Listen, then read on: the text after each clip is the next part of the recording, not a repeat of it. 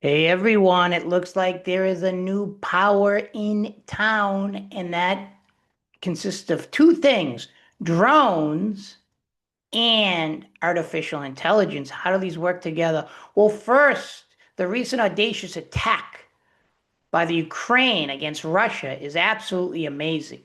It used drones to get into Russian territory, actually through this kind of cargo, and then they were ordered to go and bomb some serious fighter planes of Russia. How is this able to be done? Well, they used artificial intelligence.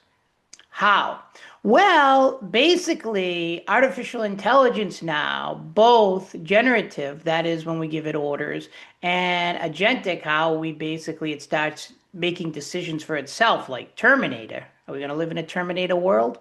Possibly.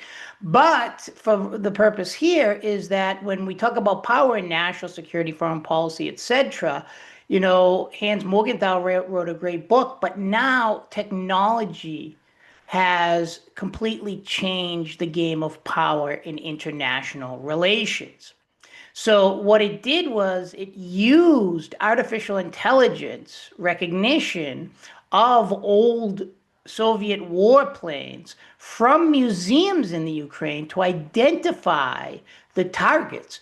Pretty brilliant, if you ask me. And then that's how artificial intelligence works. We're going to do something on it if you take my classes, more so in political statistics. I teach a higher level in um, our studio with national security, etc. But we're going to learn exactly what artificial intelligence is doing with all of this data. And this is image recognition in order to discover its target. It's pretty brilliant. And I get a lot of great soldiers and people in the military in these courses that know a lot about this. And they're a great asset to the class.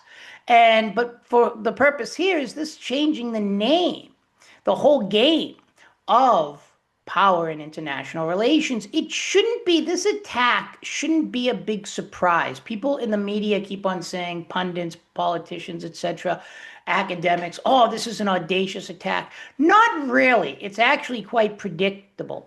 Because think about it. Back during the war between Azerbaijan and Armenia, and I know there's still conflict there, Turkey drones helped push the conflict and on the side of Azerbaijan. The Bakhtar is something named after a prominent engineer in um, Turkey.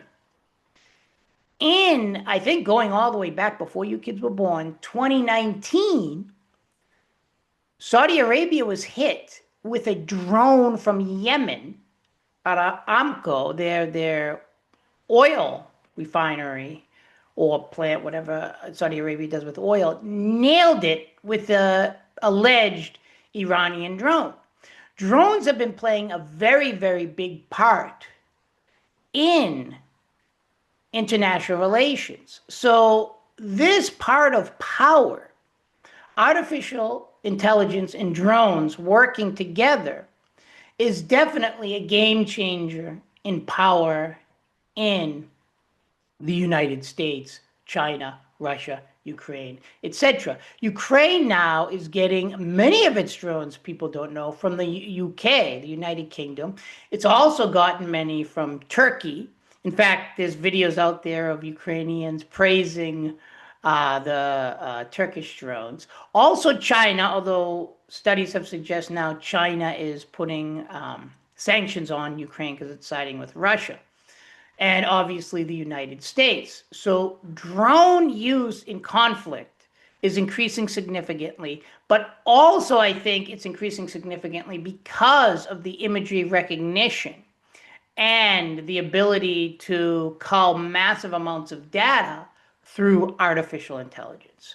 So the purpose here with this short lecture is just to understand that when we do power, power doesn't just stay static.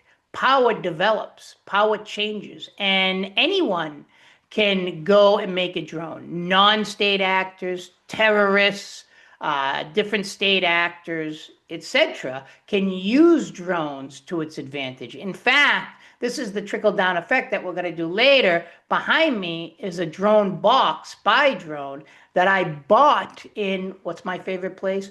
Goodwill. So you know that this kind of technology is trickling down to just about anyone. And should we put regulations? In some countries like Nicaragua, it's illegal to have a drone, right? I don't think any other countries are going to go that far. I'm sure there are some.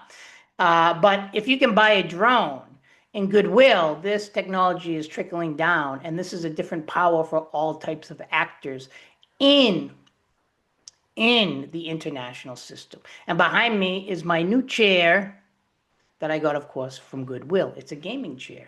I mean, I got it for dirt cheap. Am I cheap? Yes. I bought a drone in Goodwill. But what does that say to you about power in international relations? The trickle-down effect of technology. Thanks for listening, everyone, and take care and put me posted on new drone attacks.